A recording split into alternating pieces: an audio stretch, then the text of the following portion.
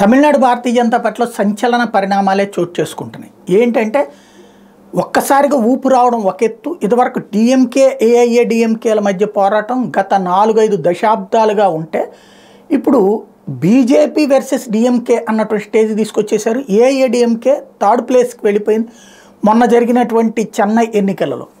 ఆ తర్వాత అన్నామలై ఇంపాక్ట్ అక్కడ పెద్ద ఎత్తున మళ్ళీ ఒకప్పుడు జయలలిత, ఎంజీఆర్, కరుణానిధిల లాంటి ఇంపాక్ట్ని తను పొందగలుగుతున్నాడు అన్నామలై.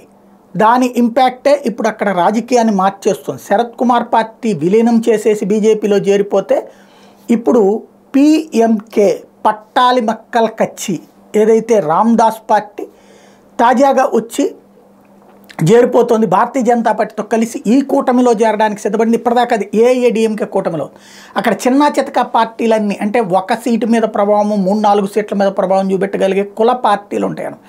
ఇవన్నీ ఇదివరకు డిఎంకే ఏఐఏడిఎంకే చేతిలో ఉండే. ఇప్పుడు ఏఐఏడిఎంకేతో ఉండేటువంటి ఈ మిత్రపక్షాలన్నీ భారతీయ జనతా పార్టీతో జట్టు కడుతూ ఉండడం అన్నటువంటిది కీలక పరిణామం.